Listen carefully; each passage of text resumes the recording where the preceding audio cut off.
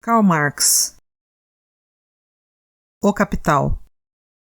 Crítica da Economia Política. Livro 1º.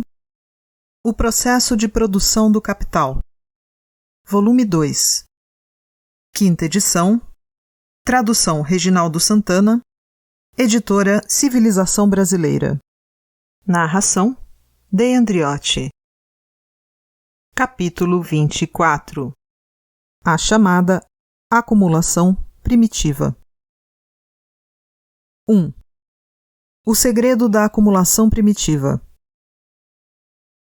Vimos como o dinheiro se transforma em capital, como produz mais-valia com capital e mais capital com mais-valia. Mas a acumulação do capital pressupõe a mais-valia é a produção capitalista, e esta, a existência de grandes quantidades de capital e de força de trabalho nas mãos dos produtores de mercadorias. Todo esse movimento tem, assim, a aparência de um círculo vicioso, do qual só poderemos escapar admitindo uma acumulação primitiva anterior à acumulação capitalista. Previous Accumulation, segundo Adam Smith. Uma acumulação que não decorre do modo capitalista de produção, mas é seu ponto de partida. Essa acumulação primitiva desempenha na economia política um papel análogo ao do pecado original na teologia. Adão mordeu a maçã, e por isso o pecado contaminou a humanidade inteira. Pretende-se explicar a origem da acumulação por meio de uma história ocorrida em passado distante. Havia outrora, em tempos muito remotos, duas espécies de gente, uma elite laboriosa, inteligente e, sobretudo, econômica, e uma população constituída de vadios, trapalhões que gastavam mais do que tinham. A lenda teológica conta-nos que o homem foi condenado a comer o pão com o suor de seu rosto. Mas a lenda econômica explica-nos o motivo por que existem pessoas que escapam a esse mandamento divino. Aconteceu que a elite foi acumulando riquezas e a população vadia ficou finalmente sem ter outra coisa para vender além da própria pele. Temos aí o pecado original da economia. Por causa dele, a grande massa é pobre e, apesar de se esfalfar, só tem para vender a própria força de trabalho, enquanto cresce continuamente a riqueza de poucos, embora tenham esses poucos parado de trabalhar há muito tempo.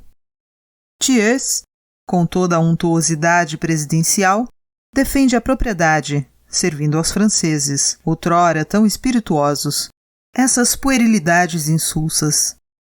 Mas, quando está em jogo a questão da propriedade, torna-se dever sagrado a defesa intransigente da doutrina infantil do abecedário capitalista, como a única legítima para todas as idades e para todos os estágios de desenvolvimento.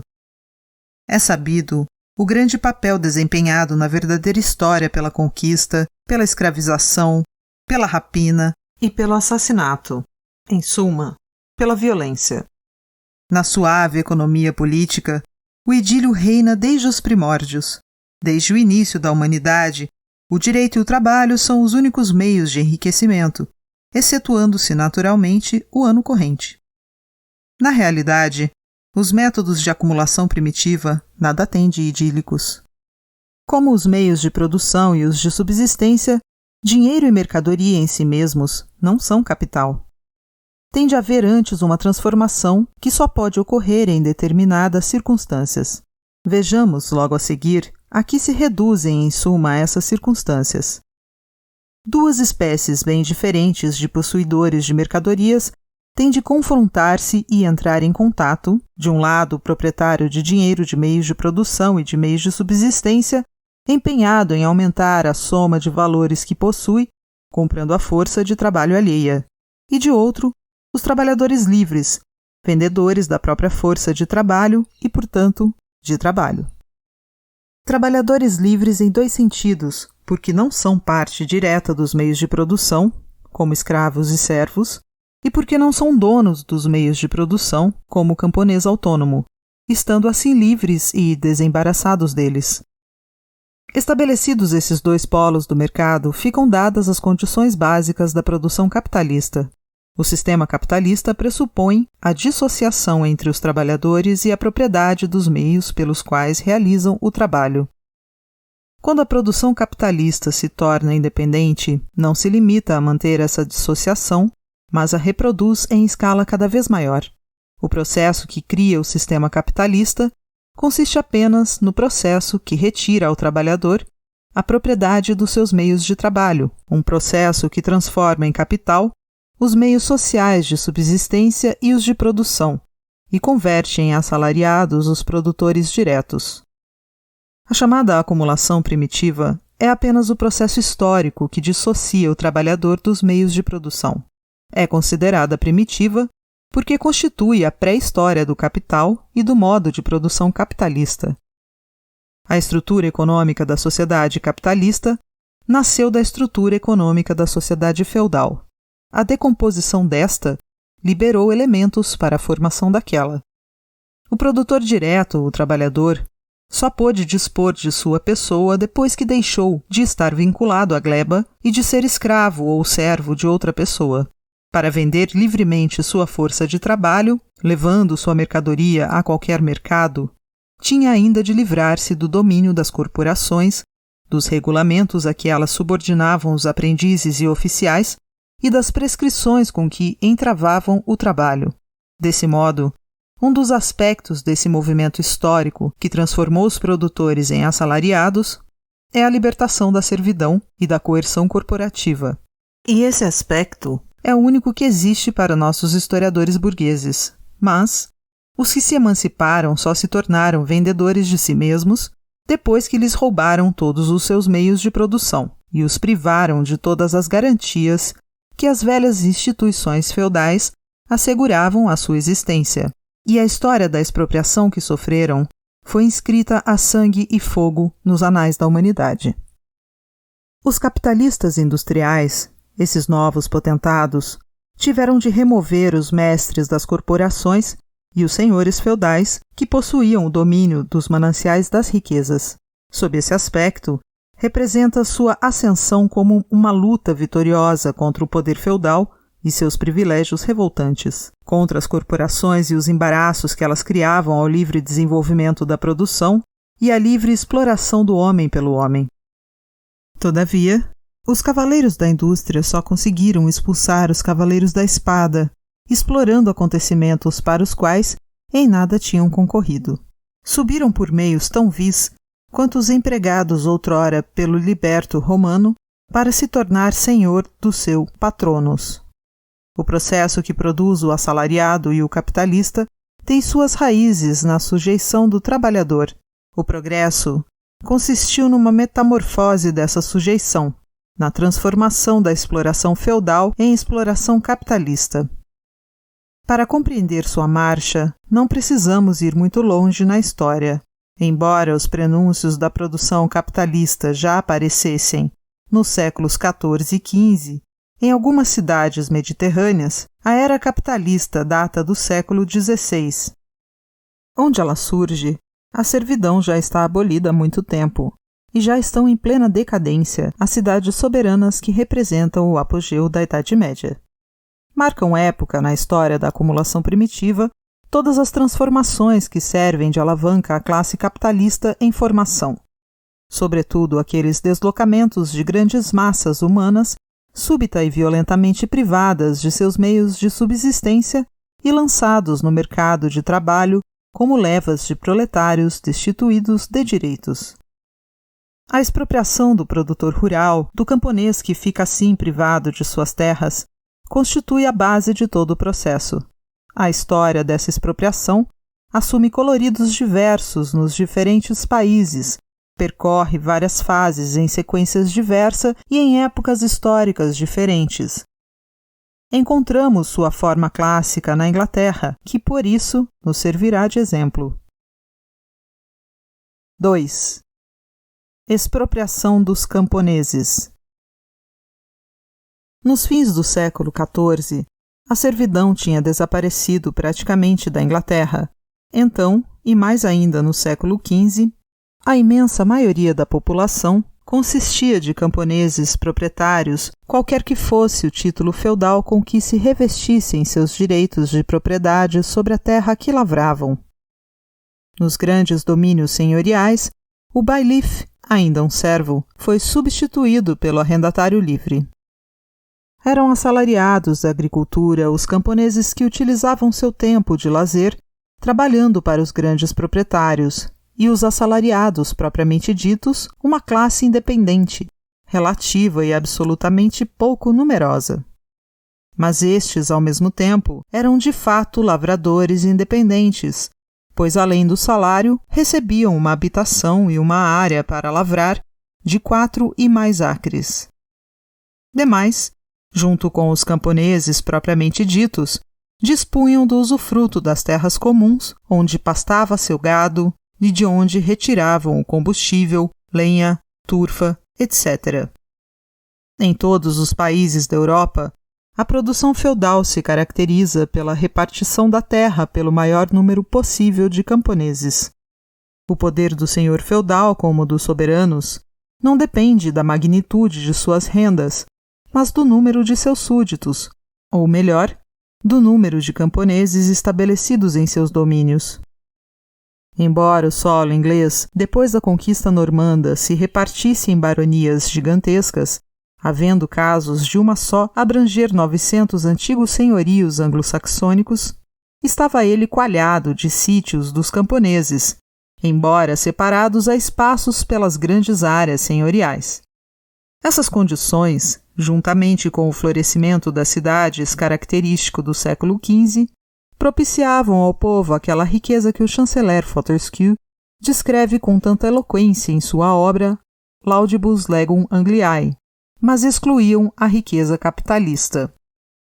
O prelúdio da revolução que criou a base do modo capitalista de produção ocorreu no último terço do século XV e nas primeiras décadas do século XVI.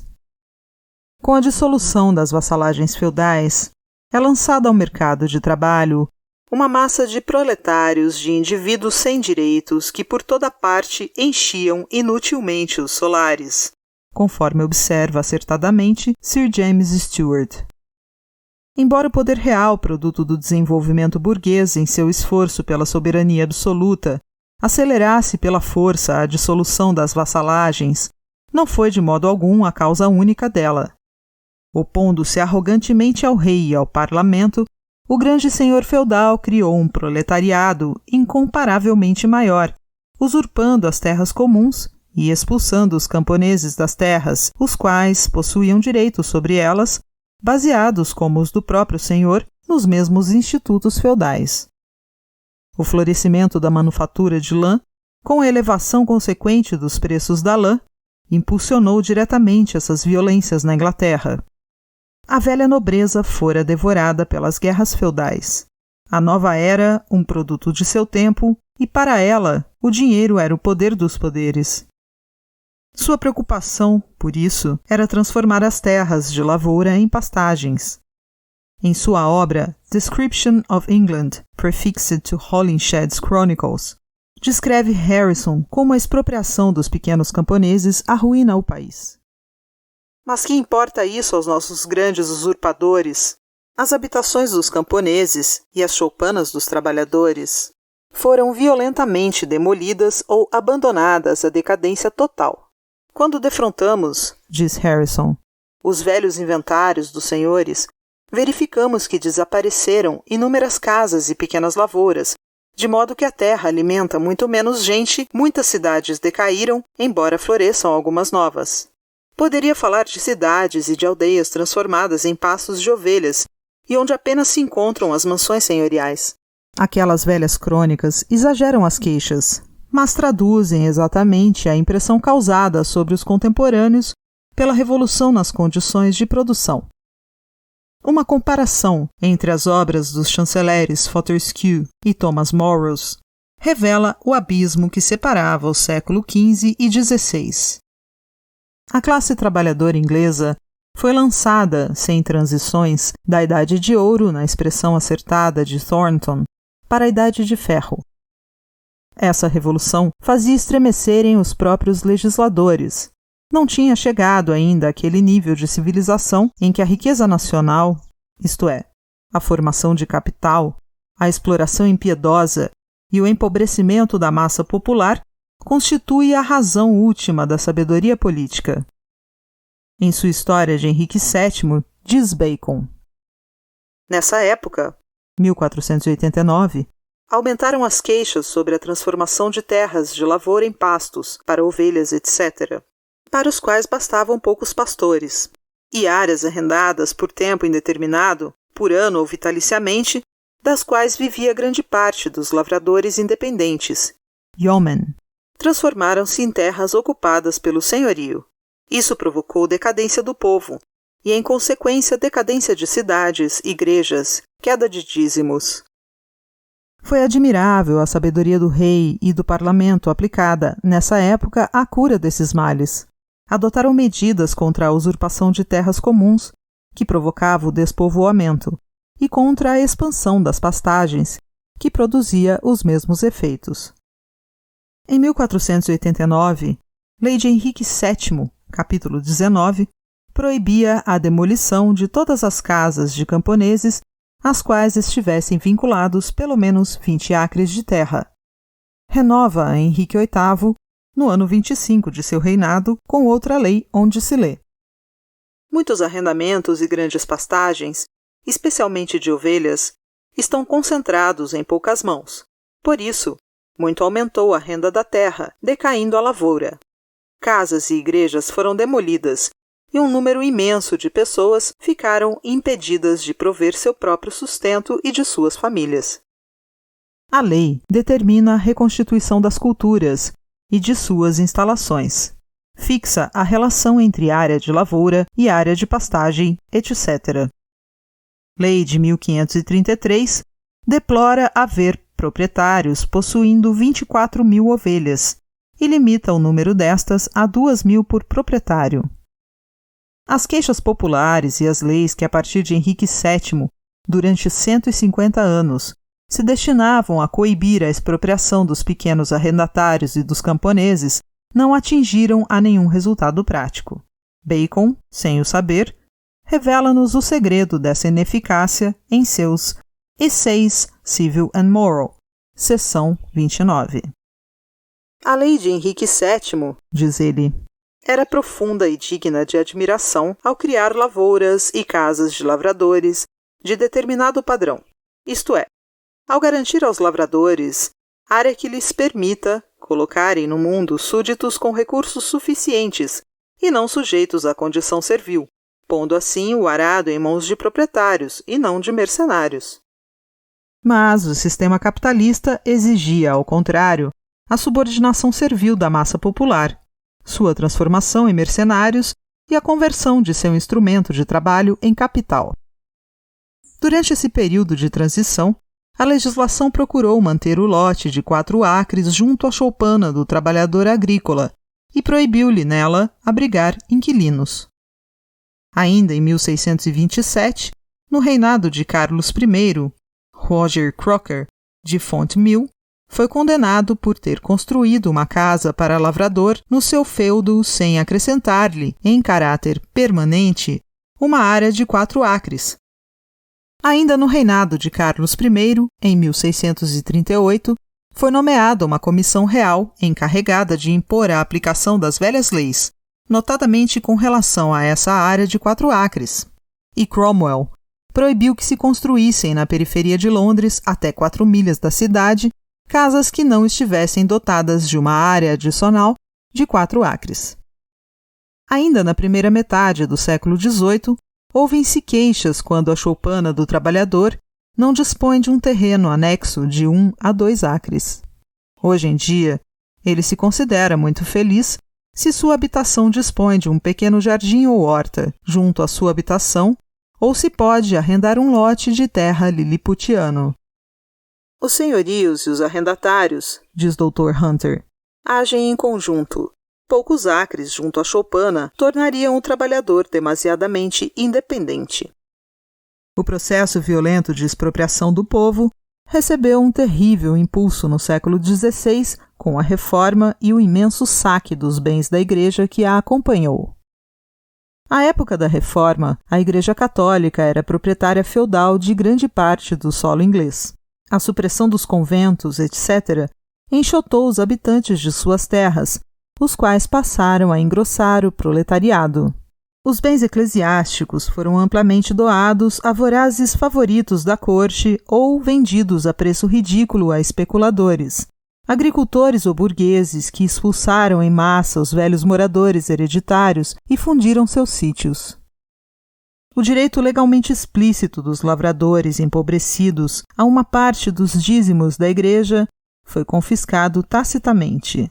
Pauper ubiqui jacet, exclamou a rainha Elizabeth após uma viagem através da Inglaterra. No ano 43 de seu reinado, foi o governo, por fim, compelido a reconhecer oficialmente o pauperismo, introduzindo o imposto de assistência aos pobres. Os autores dessa lei não ousaram apresentar as razões dela e, contra toda a tradição, trouxeram-na ao mundo sem qualquer exposição de motivos.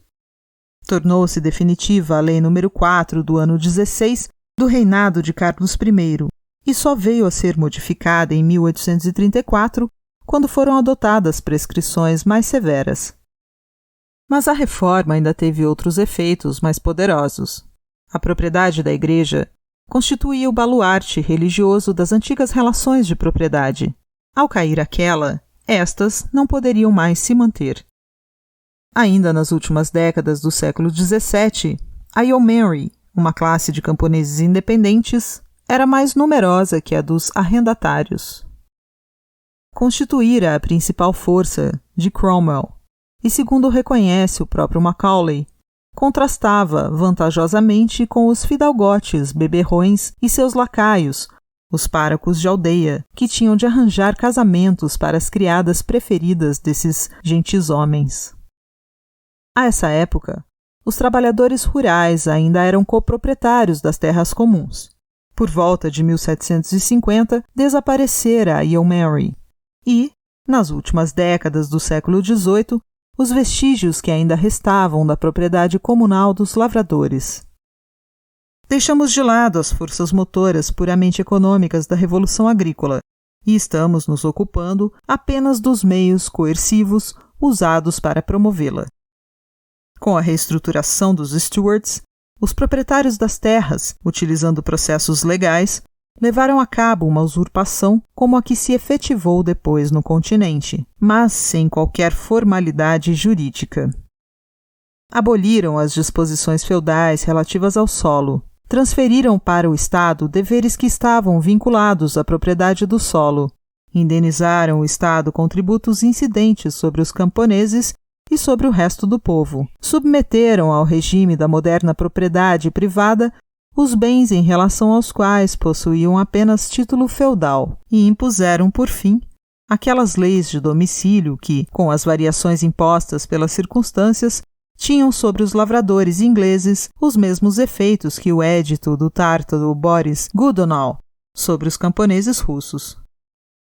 A gloriosa Revolução trouxe ao poder, com Guilherme III de Orange, os proprietários da mais-valia, nobres e capitalistas.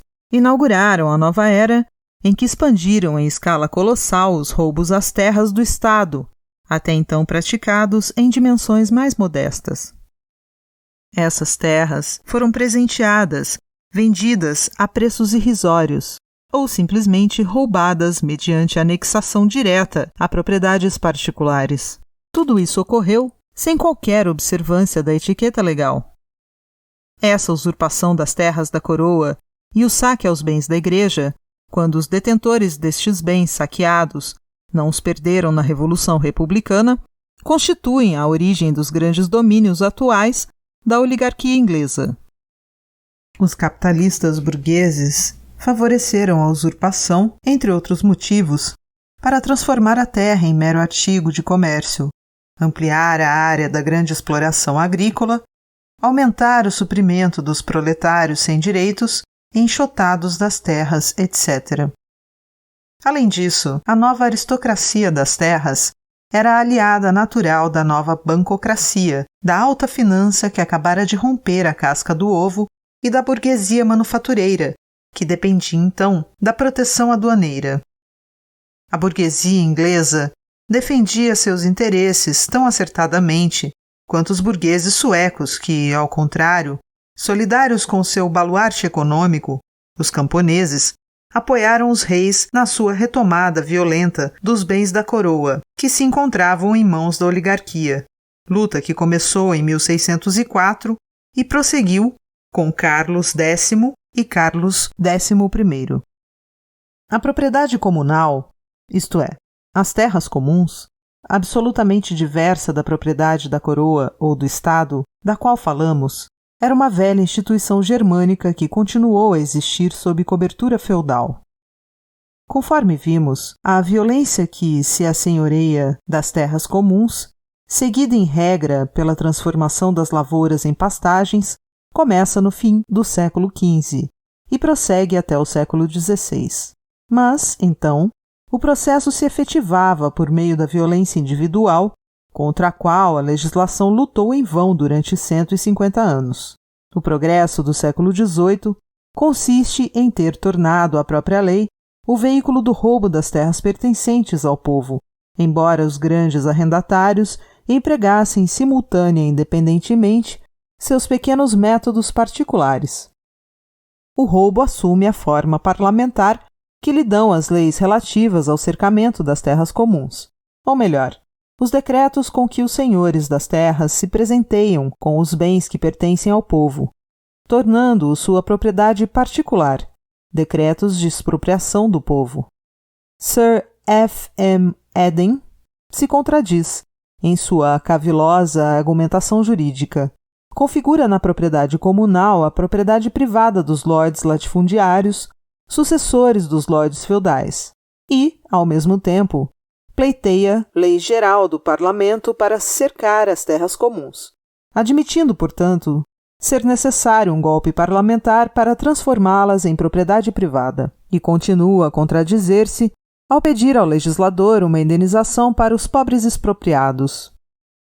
Os yeomen, os abastados camponeses independentes, foram substituídos por pequenos arrendatários, com contratos anualmente rescindíveis, gente servil, dependente do arbítrio do grande proprietário.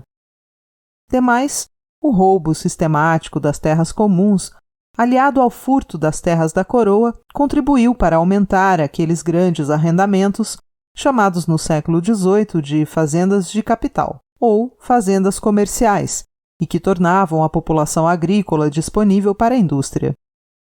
O século XVIII não reconhecia ainda, na mesma extensão que o século XIX, a identidade entre a riqueza nacional e a pobreza do povo. Daí as polêmicas mais violentas na literatura econômica daquela época sobre o cercamento das terras comuns. Do abundante material disponível sobre a matéria, apresento algumas passagens que proporcionam uma impressão viva do que aconteceu. Em muitas paróquias de Hertfordshire, escreve uma testemunha indignada, 24 arrendamentos, cada um com 50 a 160 acres em média, foram fundidos em 3 apenas. Em Northamptonshire e Lincolnshire, cercaram as terras comuns na mais ampla escala, e a maior parte dos novos senhorios daí surgidos estão transformados em pastagens. Por isso, muitos senhorios não têm 50 acres arados, onde existiam antes 1.500. Ruínas de antigas habitações, celeiros, estábulos, etc., são os únicos vestígios dos antigos habitantes. Em muitos lugares, centenas de casas e famílias foram reduzidas a 8 ou 10. Os proprietários das terras, na maioria das paróquias onde o cercamento foi introduzido há 15 ou 20 anos, são hoje em número bem menor em relação ao que existiam antes. Não é raro ver 4 ou 5 ricos criadores que recentemente usurparam e cercaram as terras que se encontravam em mãos de 20 a 30 lavradores arrendatários e outros tanto pequenos proprietários e colonos. Esses lavradores e suas famílias foram enxotados dos bens imóveis que possuíam, juntamente com muitas outras famílias que empregavam e mantinham. O lorde latifundiário vizinho, sob pretexto de cercamento, não anexava apenas a terra inculta, mas muitas vezes a cultivada em comum ou mediante arrendamento à comunidade. Falo aqui do cercamento dos campos e terras abertos que já estão cultivados. Até os defensores do cercamento admitem, neste caso, que ele aumenta o monopólio das terras, eleva o preço dos meios de subsistência e produz o despovoamento. E mesmo o cercamento de terras incultas, como atualmente se pratica, rouba aos pobres parte dos seus meios de subsistência e amplia as áreas arrendadas que já são grandes demais. Se, diz Dr. Price, todas as terras caírem nas mãos de alguns poucos grandes arrendatários, os pequenos lavradores, segundo ele os define, uma multidão de pequenos proprietários e arrendatários que se mantêm e sustentam suas famílias com o produto da terra que cultivam, com as ovelhas, aves, porcos, etc., que criam nas terras comuns, precisando poucas vezes de comprar meio de subsistência, serão transformados em pessoas que terão de ganhar a vida trabalhando para os outros e forçados a ir ao mercado para comprar tudo o que precisam. Haverá talvez mais trabalho, pois a coação será maior. Aumentarão as cidades e as manufaturas, pois mais gente afluirá para elas procurando emprego. Este é o sentido em que o assambarcamento das terras naturalmente atua, e em que, há muitos anos, tem realmente atuado neste reino. Resumindo os efeitos do cercamento, diz ele: de modo geral, a situação das classes inferiores do povo piorou em todos os sentidos. Os pequenos proprietários de terra e os proprietários arrendatários foram rebaixados à condição de jornaleiros e assalariados, e, ao mesmo tempo, se tornou mais difícil para eles ganharem a vida nessa situação.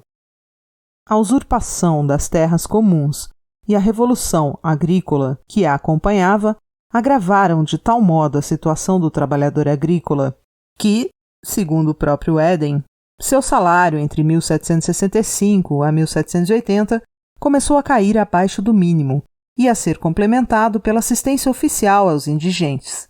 Seu salário, diz ele, bastava apenas para as necessidades absolutamente indispensáveis. Ouçamos ainda um defensor do sistema de cercamento e adversário do Dr. Price. Não é lícito concluir que exista o despovoamento por não haver mais gente trabalhando em campos abertos. Quando os pequenos lavradores se transformam em pessoas que têm de trabalhar para os outros, mobiliza-se mais trabalho, uma vantagem que a nação, a qual naturalmente não pertencem àqueles lavradores, só pode receber com agrado. O produto é maior quando o trabalho conjunto deles se emprega num só arrendamento. Forma-se assim produto excedente para as manufaturas, tornando-se estas uma das minas de ouro deste país, expandindo-se na proporção da quantidade produzida de cereais.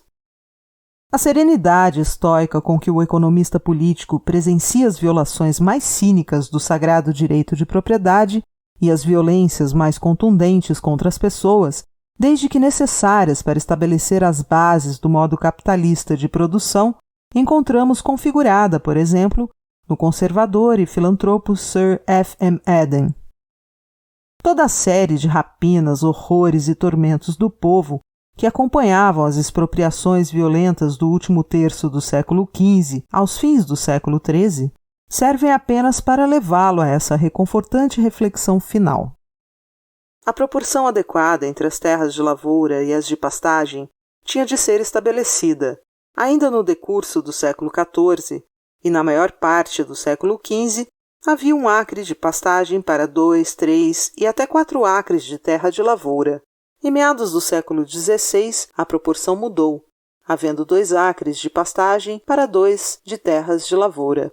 Mais tarde, 2 acres de pastagem para 1 acre de terras de lavoura, até que finalmente se fixou a justa proporção de 3 acres para 1.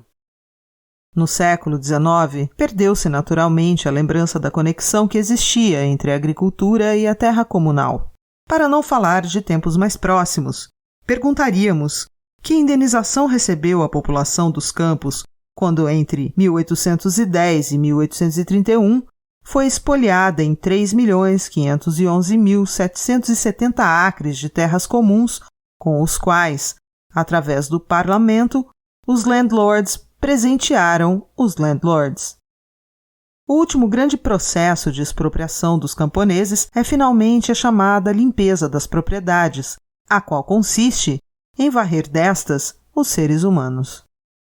Todos os métodos ingleses até agora observados culminaram nessa limpeza.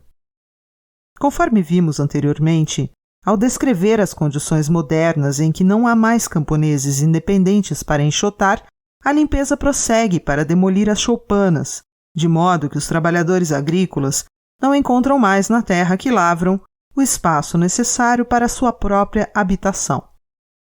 Mas a limpeza das propriedades, no seu verdadeiro sentido, vamos encontrar mesmo na região dileta da literatura novelesca moderna, a Escócia serrana. A operação lá se destaca pelo caráter sistemático, pela magnitude da escala em que se executa de um só golpe. Na Irlanda, houve proprietários que demoliram várias aldeias ao mesmo tempo. Na Escócia, houve casos de áreas do tamanho de ducados alemães e, finalmente, pela forma peculiar da propriedade que é usurpada.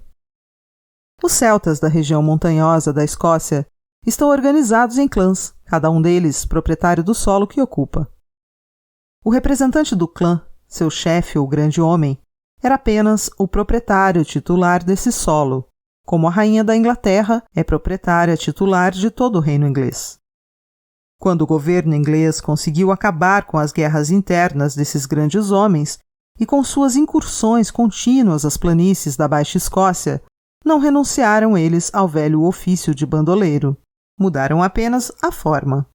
Por conta própria, transformaram seu direito titular ao solo em direito de propriedade privada e, como encontrassem resistência nos membros do clã, resolveram enxotá-los com o emprego direto da violência. Um rei da Inglaterra poderia, com o mesmo direito, pretender lançar seus súditos ao mar, diz professor Newman. Essa revolução que começou na Escócia depois do último levante dos partidários do pretendente à coroa da Inglaterra pôde ser acompanhada em suas primeiras fases através de Sir James Stewart e James Anderson. No século XVIII foi proibida a imigração dos gaélicos expulsos de suas terras, a fim de tangê-los compulsoriamente para Glasgow e para outras cidades industriais. Para ilustrar o método dominante do século XIX, basta citar as limpezas levadas a cabo pela Duquesa de Sutherland. Economicamente instruída, resolveu, ao assumir a direção de seus domínios, empreender uma cura radical, transformando em pastagem de ovelhas todo o condado cuja população já fora reduzida antes, por processos semelhantes, a 15.000 habitantes. De 1814 a 1820, esses 15.000 habitantes, cerca de 3.000 famílias, foram sistematicamente enxotados e expulsos. Todas as suas aldeias foram destruídas e reduzidas a cinzas, todas as suas lavouras convertidas em pastagens. Soldados britânicos intervieram para executar a expulsão e entraram em choque com os nativos. Uma velha morreu no meio das chamas de sua cabana, que se recusara a abandonar.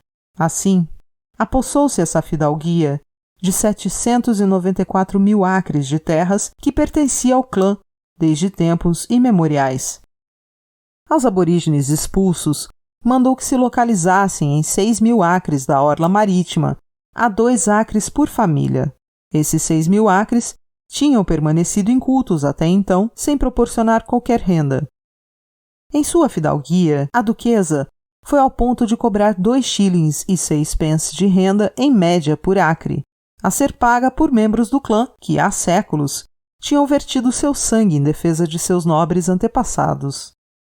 Ela dividiu toda a terra roubada ao clã em 29 grandes arrendamentos para a criação de ovelhas, cada um habitado apenas por uma família, em regra, oriunda da criadagem dos arrendatários ingleses. Em 1825, os 15.000 aborígenes gaélicos estavam substituídos por 131.000 ovelhas. Os que foram lançados na orla marítima procuraram viver de pesca, transformaram-se em anfíbios e, na expressão de um escritor inglês, viviam uma meia-vida constituída de 2 partes, uma em água e outra em terra. Mas a brava gente gaélica devia pagar ainda mais caro pela idolatria que o seu romantismo serrano votava aos grandes homens do clã. O cheiro de peixe chegou ao nariz dos grandes homens. Farejaram algo lucrativo atrás dele e arrendaram a orla marítima aos grandes mercadores de peixe de Londres. Os gaélicos foram enxotados pela segunda vez. Por fim, uma parte das pastagens vinha transformar-se em reserva de caça. Sabemos que não há verdadeiras florestas na Inglaterra. A caça nos parques dos grandes senhores já se tornou gado doméstico, gordo como os edis londrinos. Por isso, a Escócia é o último asilo da nobre paixão. Nas terras altas da Escócia, diz Somers, em 1848, aumentaram muito as florestas de caça. De um lado de Gaick encontra-se a nova floresta de Glenfichy e do outro a de Ardvericke. Continuando para frente temos Blackmount, um vasto e imenso ermo surgido recentemente, de leste para oeste das vizinhanças de Aberdeen até os penhascos de Oban. Temos agora uma linha contínua de florestas e em outras partes das terras altas as novas florestas de Loch Arkaig, Glengarry, Glenmoriston, etc. A transformação de suas terras em pastagens expulsou os gaélicos para terras estéreis. Agora, a caça começa a substituir a ovelha, e por isso eles são empurrados para uma miséria mais triturante. Essas florestas de caça e o povo não podem coexistir. Um dos dois tem de ceder. Se os campos de caça crescerem no próximo quartel do século na mesma proporção do passado, não sobrará mais nenhum gaélico em sua terra natal. Esse movimento entre os proprietários das terras altas decorre, nuns, de moda, de mania aristocrática, de vã paixão pela caça, etc., e noutros, de interesse do lucro que oferem no negócio de caça. Em muitos casos, é incomparavelmente mais lucrativo utilizar uma área nas montanhas para caçar do que reservá-la para a pastagem de ovelhas. O entusiasta que procura um campo de caça só tem um limite para sua oferta, o tamanho de sua bolsa. Impuseram-se nas terras altas sofrimentos que não eram menos cruéis que os impostos pelos reis normandos à Inglaterra. Os servos dispõem de espaços livres enquanto os seres humanos são acossados para um círculo cada vez mais estreito. Roubam ao povo uma liberdade atrás da outra, e a opressão cresce diariamente. Expulsar e dispensar gente é um princípio inabalável dos proprietários que o consideram uma necessidade agrícola igual a de extirpar as árvores e os arbustos nas florestas virgens da América e da Austrália, e a operação segue sua marcha tranquila, como se fosse um negócio regular. O roubo dos bens da Igreja, a alienação fraudulenta dos domínios do Estado, a ladroeira das terras comuns e a transformação da propriedade feudal e do clã em propriedade privada moderna, levada a cabo com terrorismo implacável, figuram entre os métodos idílicos da acumulação primitiva. Conquistaram o campo para a agricultura capitalista, incorporaram as terras ao capital e proporcionaram à indústria das cidades a oferta necessária de proletários sem direitos. 3. Legislação sanguinária contra os expropriados. A partir do século XV, leis para rebaixar os salários. Os que foram expulsos de suas terras com a dissolução das vassalagens feudais e com a expropriação intermitente e violenta, esse proletariado sem direitos não podiam ser absorvidos pela manufatura nascente com a mesma rapidez com que se tornavam disponíveis.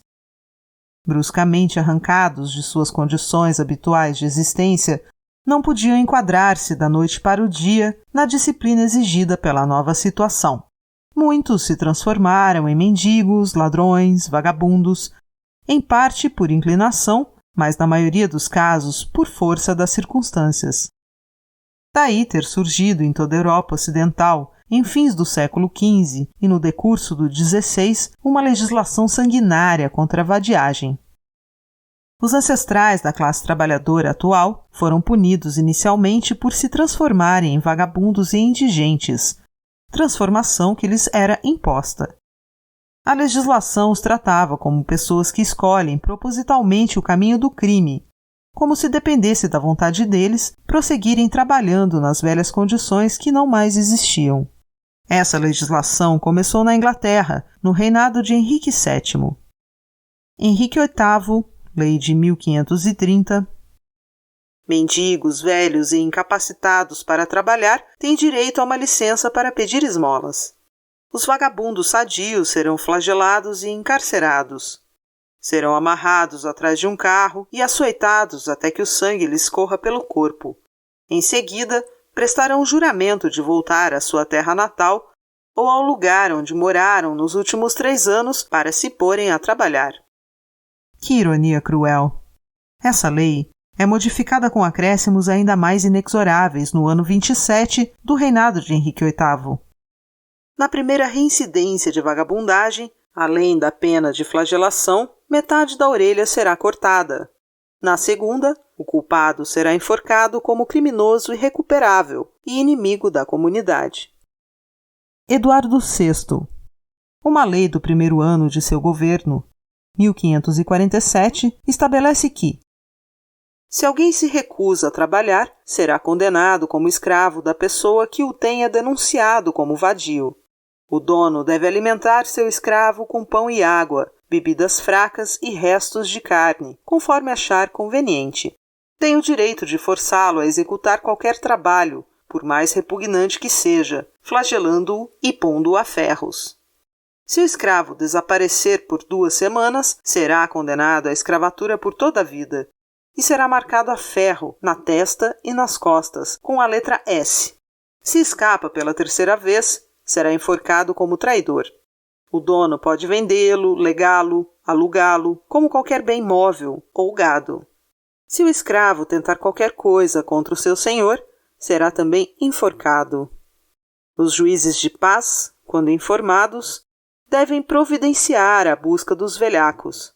Se verifica que um vagabundo está vadiando há 3 dias, será ele levado à sua terra natal, marcado com ferro em brasa no peito com a inicial V e lá posto a trabalhar a ferros, na rua ou em outros serviços. Se informar falsamente o lugar de nascimento, será condenado a escravo vitalício desse lugar, dos seus habitantes ou da comunidade e marcado com S.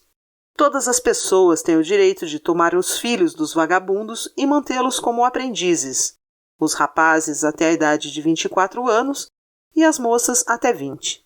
Se fugirem, tornar-se-ão até essa idade escravos do mestre, que pode pô-los a ferro, açoitá-los, etc., conforme quiser.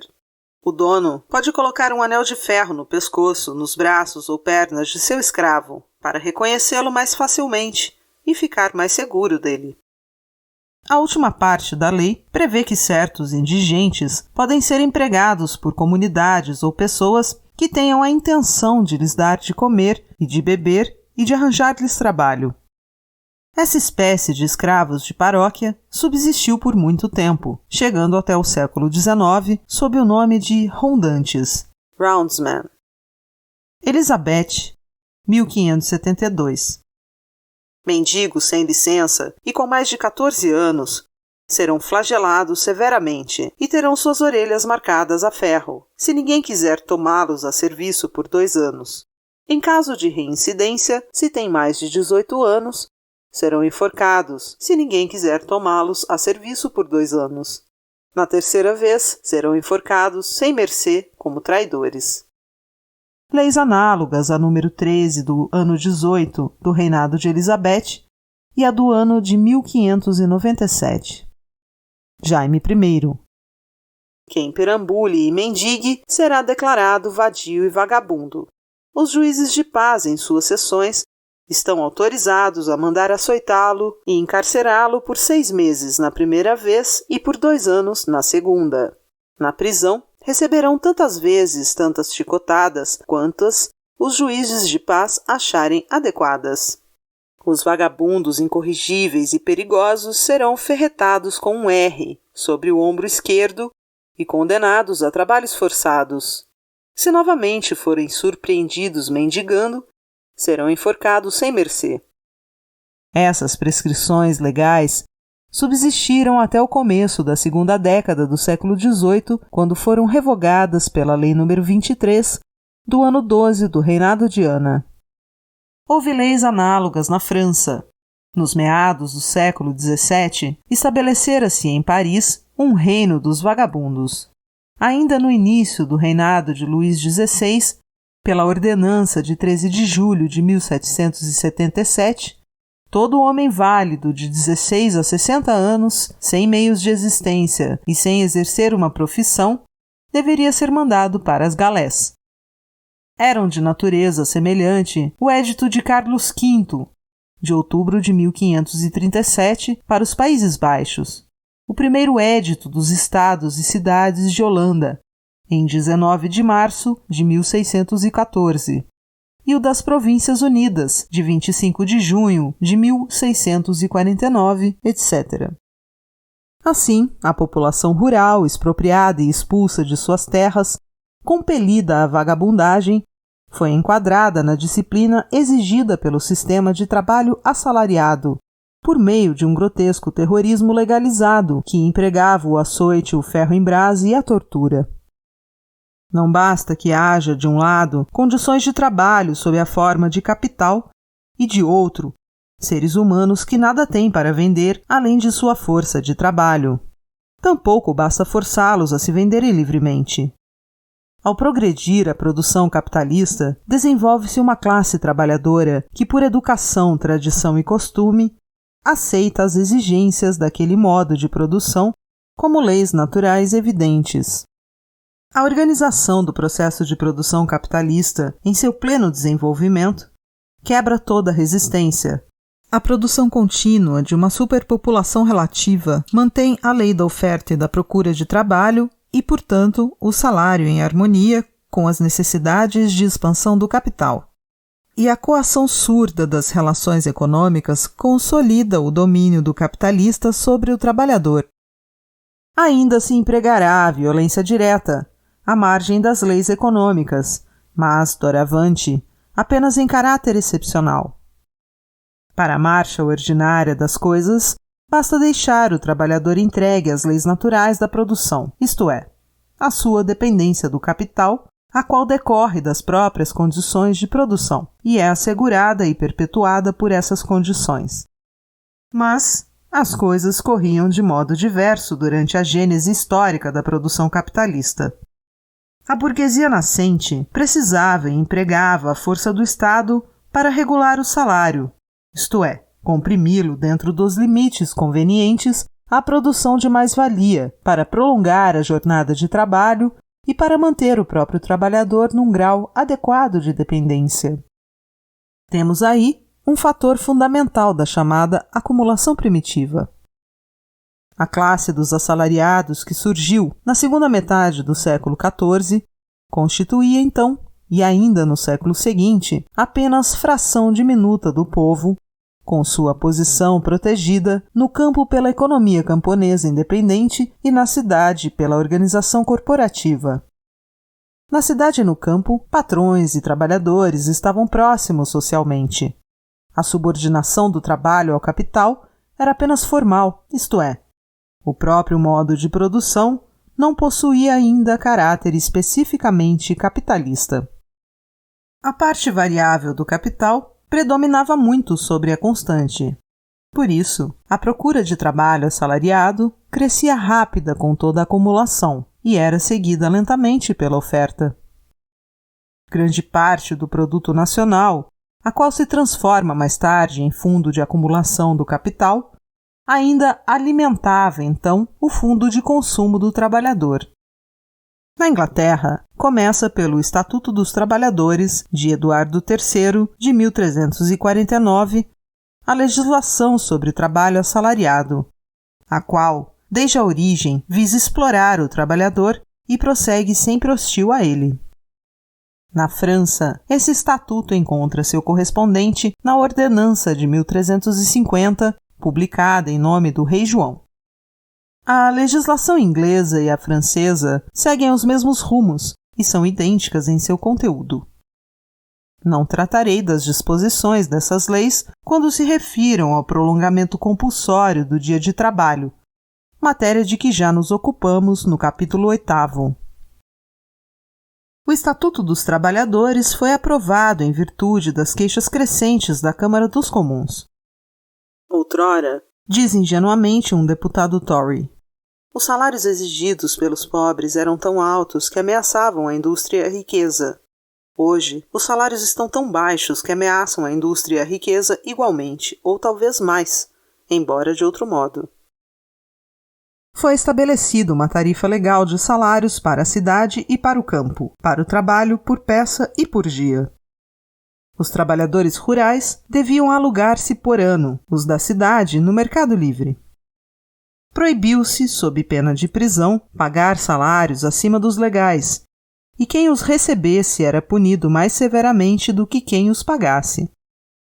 Assim, o Estatuto dos Aprendizes de Elizabeth, nas seções 18 e 19, impunha 10 dias de cadeia a quem pagasse salários acima dos legais e 21 dias a quem os recebesse. Uma lei de 1360 tornou as penas mais severas e autorizava o patrão a recorrer à coação física para obter o trabalho de acordo com a tarifa legal. Foram declarados nulos de pleno direito todas as combinações, contratos, juramentos, etc., pelos quais pedreiros e carpinteiros estabelecessem normas comuns obrigatórias para o exercício de suas profissões. A coligação de trabalhadores é considerada crime grave, desde o século XIV até 1825, ano em que foram abolidas as leis contra a coligação ou associação dos trabalhadores. O espírito do Estatuto dos Trabalhadores de 1349 e de seus rebentos posteriores se patenteia na circunstância de o Estado ditar um máximo para os salários, mas nunca um mínimo. Conforme sabemos, piorou muito a situação do trabalhador no século XVIII. Subiu muito o salário em dinheiro, mas não proporcionalmente à depreciação deste e à correspondente elevação dos preços das mercadorias. O salário real, portanto, caiu. Não obstante, continuaram em vigor as leis destinadas a rebaixá-lo, juntamente com as punições de cortar orelhas e de ferretear, aplicadas àqueles que ninguém queria tomar a seu serviço. O Estatuto dos Aprendizes de Elizabeth, lei número 3 do ano 5º do seu reinado, autorizava os juízes de paz a fixar certos salários e modificá-los de acordo com as estações do ano e os preços das mercadorias. Jaime I estendeu essa disposição aos tecelões, fiandeiros e a todas as categorias possíveis de trabalhadores. Jorge II submeteu todas as manufaturas às leis contra a coligação de trabalhadores. No período manufatureiro propriamente dito, o modo capitalista de produção estava suficientemente forte para dispensar, por impraticáveis e supérfluas, as leis reguladoras do salário. Entretanto, guardaram-se as armas do velho arsenal, para o caso de necessidade, e ainda se promulgaram disposições sobre remuneração do trabalho. Jorge II, no ano 8º de seu reinado, proibiu que os oficiais de alfaiataria recebessem um salário diário superior a 2 shillings e 7,5 pence, excetuados os casos de luto geral. Jorge III, pela Lei nº 68 do ano 13 de seu reinado, transferiu a regulamentação dos salários dos tecelões de seda para os juízes de paz. Em 1796, eram necessárias 2 sentenças dos tribunais superiores para decidir se eram também aplicáveis aos trabalhadores não agrícolas as determinações dos juízes de paz sobre salário.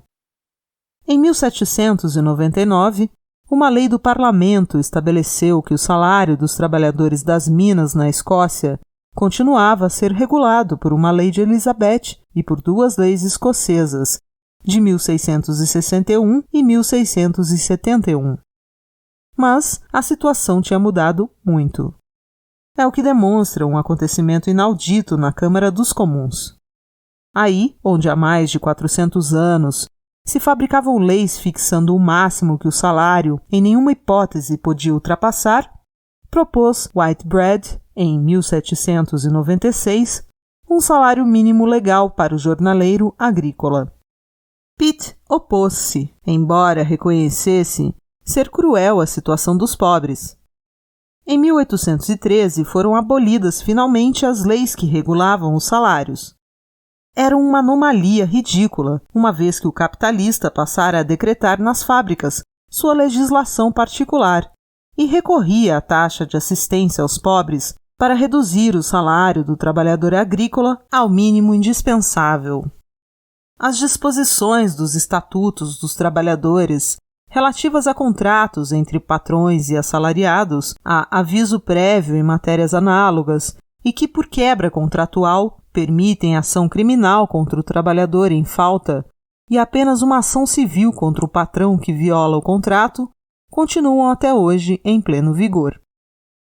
As leis cruéis contra as coligações dos trabalhadores foram abolidas em 1825 ante a atitude ameaçadora do proletariado. Mas apenas em parte. Alguns belos resíduos dos velhos estatutos só desapareceram em 1859. Finalmente, a Lei do Parlamento de 29 de junho de 1871 pretendeu eliminar os últimos vestígios dessa legislação de classe com o reconhecimento legal das trades unions. Mas uma lei do Parlamento, da mesma data, destinada a modificar a legislação criminal na parte relativa a violências, ameaças e ofensas, restabelece na realidade a situação anterior sob nova forma. Com essa escamoteação parlamentar, os meios que podem ser utilizados pelos trabalhadores em caso de greve ou lockout, greve feita pelos fabricantes fechando todos ao mesmo tempo suas fábricas, foram subtraídos ao domínio do direito comum e colocados sob uma legislação penal de exceção, a ser interpretada pelos próprios fabricantes na sua qualidade de juízes de paz. 2 anos antes, a mesma Câmara dos Comuns e o mesmo Gladstone, com a costumeira honradez parlamentar, tinham elaborado projeto de lei para abolir a legislação penal de exceção contra a classe trabalhadora. Mas não se deixou o projeto chegar à segunda leitura, e a coisa foi sendo protelada, até que finalmente o grande Partido Liberal, aliado aos Tories, resolveu voltar-se em cheio contra o mesmo proletariado que o guindou ao poder. E não satisfeito com essa traição, o grande Partido Liberal permitiu aos juízes ingleses, eternos serviçais das classes dominantes, desenterrarem as leis arcaicas sobre conspirações e aplicá-las às coligações dos trabalhadores. Está claro, de má vontade e pressionado pelas massas, o parlamento inglês revogou as leis contra as greves e as trades unions, depois de ter, durante 5 séculos, com cínico egoísmo, sustentado a posição de uma permanente trades union dos capitalistas contra os trabalhadores. Logo no começo da tormenta revolucionária, a burguesia francesa teve a audácia de abolir o direito de associação dos trabalhadores que acabara de ser conquistado.